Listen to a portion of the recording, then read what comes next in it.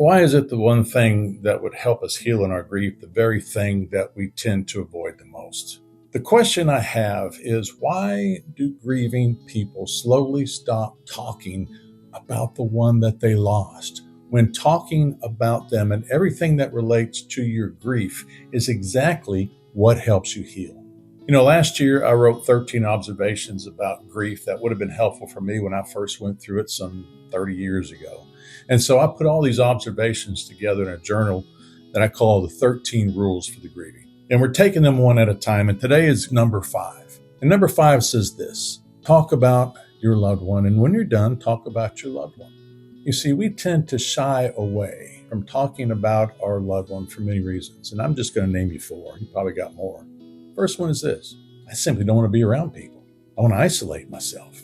I just want to get away and separate myself from other people. Because 2, every time I talk about my loved one, it makes me want to cry. When I start to cry, number 3 pops up and people start feeling uncomfortable. And then if I do it enough, people seem disinterested, which is number 4. And they get impatient with my grief. Congratulations, you're part of the grieving club and you are officially deemed as normal. So let me share the obvious with you, if you don't mind. The only way that we know to get through grief, the best way, is to grieve intentionally, openly, honestly, patiently. You see, the irony about grief is this: that the very act of sharing your story, sharing your feelings, sharing your memories, your fears, your anger, your confusion, all of your doubts, as difficult as it may be, as emotional as it gets, it is what begins to heal you. And the crazy truth about grief is this: grief is not just emotional. So much more to it than that. One of them is it's also neurological. And I want you to listen to me very closely on this one. Obviously, you are in a state of grieving. But as you're grieving, something is taking place in your brain. And your brain is already beginning to process and remap a whole new way to interact with the loved one that you lost beyond the physical presence. So while your brain holds on to this bond that you share, that bond, that closeness, that love, that doesn't change. That always remains for the rest of your life. So the brain is having to adjust to this new reality. Your brain is discovering how you can communicate or interact with your loved one.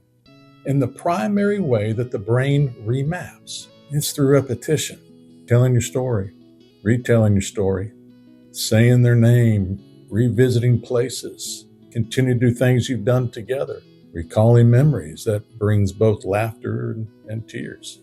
It's about being honest about these thoughts and feelings that are associated with your loss. And yes, it stings.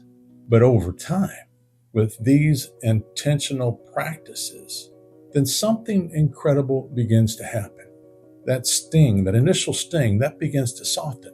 And then your memory, it starts to warm, and then tears transforms more into smiles, and then the panic reduces.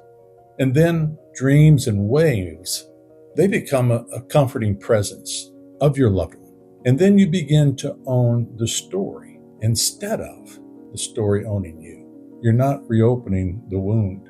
You are allowing your brain to do the work that it is designed to do, to carry the story of your loved one into the future with dignity and, yes, most importantly, with purpose. You see, the problem that we have with talking about our loved one, it's this: not everyone is willing to listen to your story. We know that. We've experienced it because most people haven't grieved deeply. Most people don't understand what in the world you are going through. And most people will try to rush you. They will try to fix you. And most people get uncomfortable when that doesn't happen and you feel misunderstood, or even worse, you feel like there's something wrong with you. But let me tell you what, people, grief is real and there is nothing wrong with you. And you just need the right listener. You need people who really understand your grief. You need people who won't grow impatient with you. You need people who will sit with you in your grief on your worst day and who will pick up the phone when you call in the middle of the night. And folks, I am going to be honest with you. These people are currently hard to find, but we're working on that right now to confront that very problem. Until then, there are ways that you can tell your story or your grief and do it intentionally every single day. You can just start by writing. You can write letters to them. You can tell him or her about your day, tell them what you miss about them, recall events that have taken place, talk about your fears, what your hopes, retell your stories, your favorite memories together, document your fears, document your concerns, empty your tank, cry. Release that build-up reserve of water, of tears that's inside you. Just get it out. Do these things daily. Do them weekly. Do it out loud in the car. Go to the gravesite and do it. But tell your story and all the thoughts and feelings that are associated with it. So rule number 5 is this. Tell your story, folks. Tell your story, tell your story, tell your story. Because the harsh reality is this. Some people may grow tired of hearing your story, but I say, who cares? Keep finding ways to tell your story, get it off of you. Because your number one priority right now is to heal. Because there is power in your story. Not just for you, but for those who will benefit from your experience down the road. You just need to get the pain of the story off of you. And the only way to do that, folks, you got it.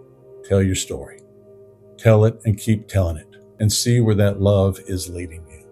Now, if you want a link to my self-help journal of 13 Rules of Grieving, just type in the comments journal and I will send you a link.